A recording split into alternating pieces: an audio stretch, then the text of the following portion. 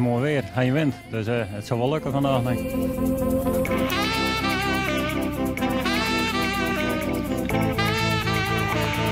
Hoeveel kilometer gaat het worden vandaag?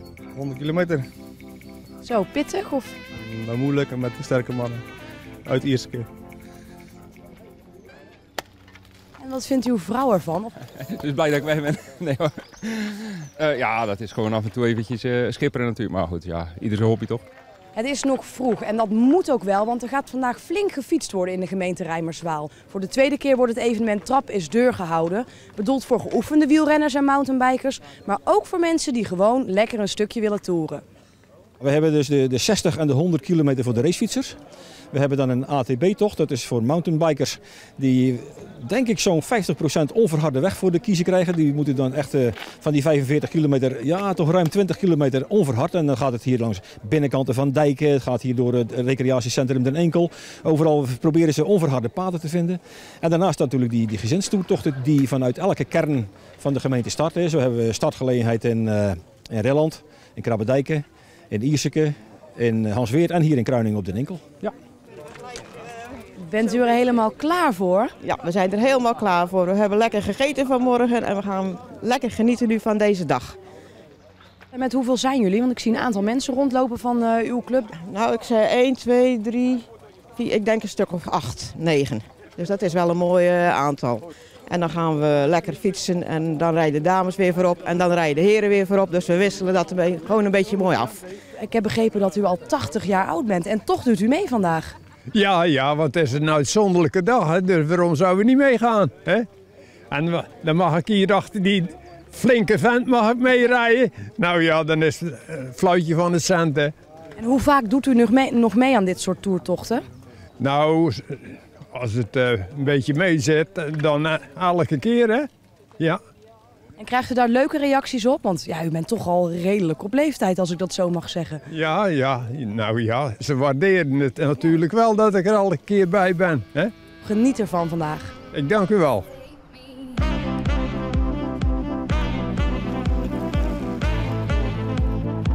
We proberen zoveel mogelijk mensen naar buiten te krijgen. We proberen mensen op de fiets te krijgen. En het geeft dus een gezondheidsaspect. Hè. Mensen werken aan hun conditie. Mensen zijn sociaal met elkaar bezig. Ze kunnen een rondje samen gaan fietsen. En daarnaast zijn ze heerlijk in de buitenlucht. En ze kunnen dan Zuid-Beveland gaan verkennen. En dat wil de gemeente Reimerswaal, die willen graag op de kaart gezet worden. Wat maakt deze omgeving zo geschikt om een toertocht te organiseren? Ja, het is eigenlijk een stukje vergeten Zeeland. Hè? Want de mensen die komen wel over de snelweg vanuit Bergen-op-Zoom naar Goes en terug. En ze rijden in no time naar Walcheren toe. Maar dit stukje, de engte van Zuid-Beveland, dat wordt eigenlijk vaak vergeten. Terwijl het zo'n heel mooi stukje is. Het is het Oosterschelde, Westerschelde. Maar we hebben natuurlijk ontzettend mooie fruitteeltgebieden. We hebben natuurgebieden als de Iersikse Moer. Rond Hansweert kun je schitterend fietsen rond Amos, zoals dat heet. En dan bovendien achter het Kreekrakkanaal. Daar ligt ook een heel stuk Reimerswaal, wat niemand kent. Hè? Want het loopt helemaal door tot aan Brabant toe. En het is qua oppervlakte is de gemeente Reimerswaal een van de grootste van Nederland zelfs.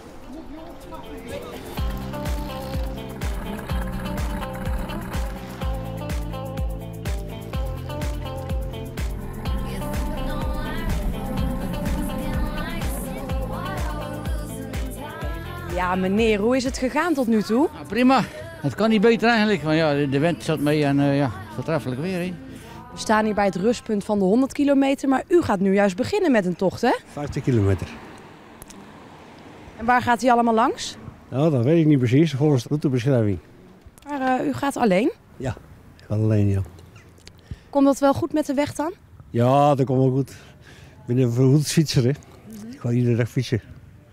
Ja, doet u ook vaker mee aan dit soort fietstochten? Ja, vorig jaar heb ik ook meegedaan. Ja, goed bevallen. En waarom? Nou, ik vind het leuk. Als je nou een route uitgestippeld krijgt, dan is het altijd leuker als je het zelf moet doen. Ja, ik ben niet goed bekend, dus ik weet de routes wel. Maar dit is, ja, dat is weer een beetje anders. Hè.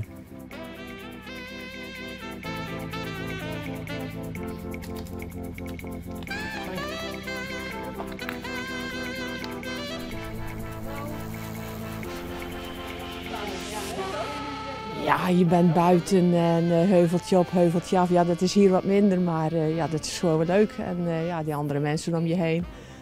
Ja, lekker in de natuur. Nu even lekker pauze dan, even wat eten en wat drinken denk ik. Ja, ik denk het wel, ja. Ja, want als je maag gaat knorren, dan kom je niet meer zo ver, hè? Je lacht nog steeds. Ja, zeker. Nou nog terug, hè? Ja, dat is in ieder geval nog 50 kilometer die erbij gaat komen. Ja, maar het lukt wel. We hebben hoe heter vuren gestaan. Het is mooi weer inderdaad. Is het ook echt genieten van de omgeving? Ja, inderdaad. Door de Moer en rond Krabbendijk. Het was echt mooi. Ja. Wat heeft u met die fietstochten? Ja, je komt weer in een andere buurt. Hè. Anders rij je maar recht toe, recht aan natuurlijk. Je kilometers met je maken. En nu rij je echt dus een stukje door de Moer dat je dan eigenlijk niet ziet. Dus dat is best wel mooi.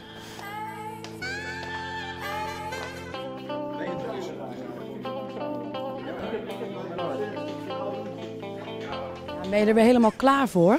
Ja, zeker wel. Zeker na een banaantje. Ja, helemaal bijgetankt? En nu nog 50 kilometer. Gaat dat goed komen? Denk het wel, met die sterke mannen voorop. Yo.